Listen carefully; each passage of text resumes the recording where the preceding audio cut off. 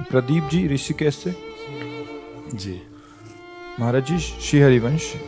महाराज जी मेरा ये प्रश्न है, सिद्ध होने के बाद कौन सा मंत्र चलता है, निज मंत्र, शरणागति मंत्र या नाम? जो अधिक काल तक जपा जाता है वही स्वरूप में स्थित हो जाता है। तो एक क्रम है, नाम से धीरे धीरे धीरे जो हमें मंत्र मिलता है, तो शरणागति मंत्र से शरणागति पुष्ट हुई और निज मंत्र से सहचरी वपु स्वरूप हो जाता है। तो वही निज मंत्र उसके निरंतर चलता रहता है। शरीर शुद्धि खत्म हो जाती है और जब तक भावदेह की स्थिति नहीं होती तब तो कुछ स्थिति को समझा नहीं जा सकता। अब वो मंत्र स्वरूप हो गया, अब जप नहीं चल रहा है।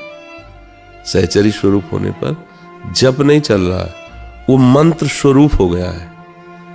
जो निज सहचरी वपु है वो निज मंत्र ही तो है, उसी का वो पान करती रहती है। जो निज मंत्र का अर्थ है वो पूरी 84 जी 42 लीला पूरा नित्य विहार है और इसी अर्थ का वो पान करती रहती सहचरी।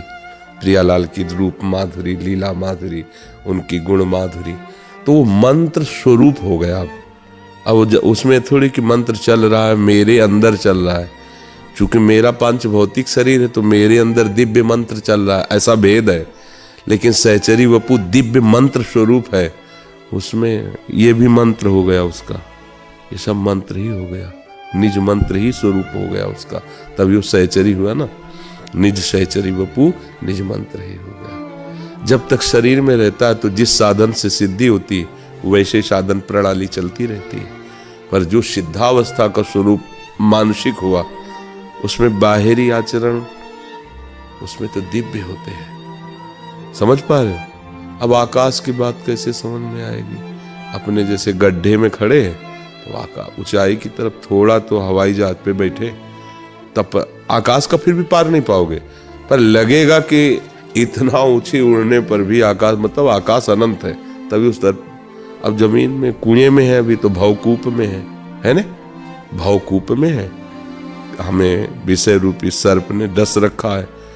अब हमारी औषधि शुरू हुई, सत्संग रूपी औषधि, नाम जप रूपी।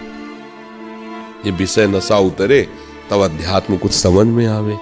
अभी तो उसी मलिन बुद्धि से कल्पना हो रही कि क्या चलता होगा, कैसा सहचरी रूप होगा, कैसा। ये कल्पना का विषय नहीं है। प्यारूढ़ क्षमते न यच्छि शुकादि नाम ते ध्यानगम, तो हमारी कल्पना का विषय कैसे हो सकता है? वो मंत्र की कृपा से, गुरु की कृपा से वो जब आता है तो अनिर्वचनीय होता है। वो जो भी कहा जाता है सब बाहरी बात होती है। प्रेम स्वरूपम अनिर्वचनीयम, सूक्ष्मतरम, सूक्ष्म से भी सूक्ष्म बात है ये। प्रतिक्षण वर्धमानम, ऐसा ये नहीं कहा जा सकता क्योंकि प्रतिक्षण वर्धमान है, वो बढ़ रहा है। इसलिए प्रेम में कभी पूर्णता नहीं है और शेष इसमें कुछ बचता नहीं है। वो ऐसा पूर्ण है कि पूर्ण होते हुए भी वह पूर्ण रहता है और वह पूर्णता संपूर्ण पूर्णता की पूर्णता है। समझ पा रहे हो? भाषा समझ में आ रही है हमारी? पता नहीं आ रही हो कि ना आ रही हो। समझो, अरबरात मिलवे को निस दिन और निस दिन मिले ही रहत मनो कबहु मिले ना। क्या समझ पाओ? समझा?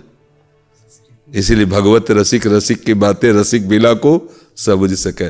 भजन करो, आगे धीरे धीरे समझ में आ जाएगा। संजू जी चूरू राजस्थान से।